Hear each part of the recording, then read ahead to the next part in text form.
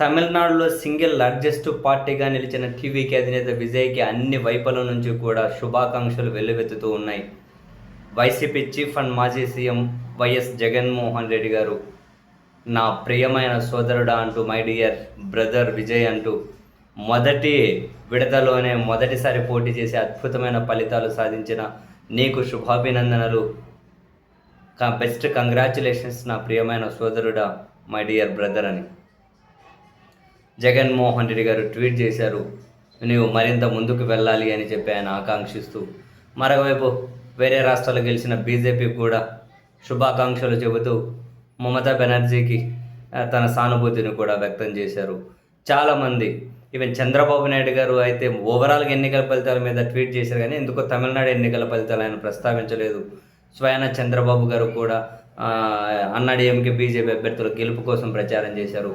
Sir ప్రచారం చేసిన చోట్ల ఎవరెవరు గెలిచారో చూడాలి, ఇంకా లెక్కలు రావాలి. అండ్ నారా లోకేష్ గారు కూడా విజయ్ గెలిచినందుకు కంగ్రాచులేషన్స్ చెప్పారు. ప్రజా జీవితంలో మరిన్ని విజయాలు సాధించాలి అని చెప్పి ఆకాంక్షిస్తున్నాను అని నారా లోకేష్ గారు కూడా ట్వీట్ చేశారు. అండ్ సినిమా వైపు నుంచి అయితే బిగ్ బ్లాస్టింగ్ విషెస్ కనిపిస్తూ ఉన్నాయి విజయ్కి. ఎందుకంటే నీ విజయం ఒక సినిమాను తలపిస్తూ ఉంది. తమిళనాడు ప్రజలు నీతోనే ఉన్నారు, నువ్వు ఒక అద్భుతమైన విజయాన్ని సాధించావు, మా సినిమా పరిశ్రమకు సంబంధించిన వ్యక్తిగా మేము మరింతగా గర్వపడుతున్నాము అని చెప్పి చాలామంది అయితే ట్వీట్లు చేశారు.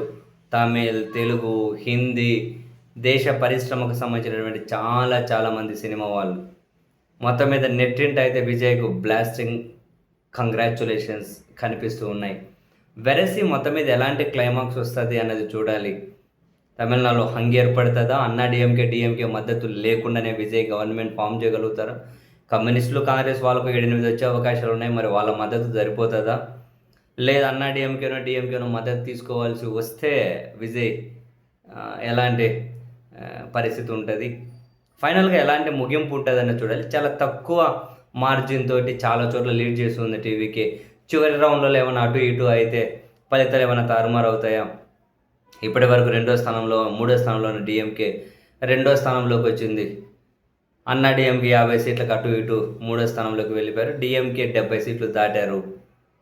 మరి ఇంకేమైనా కనుక తక్కువ సీట్లు లీడ్ చేస్తున్న చోట పరిస్థితి ఎట్లా ఉంటుంది? తక్కువ మెజారిటీ లీడ్ చేస్తున్న చోట ఇంట్రెస్టింగ్. బట్ సింగిల్ లార్జెస్ట్ పార్టీగా అయితే విజయ్కి తిరుగులేని మెజారిటీ అయితే దక్కింది. తానే సింగిల్ లార్జెస్ట్ పార్టీ. ఎలాంటి నిర్ణయం తీసుకుంటారో చూద్దాం.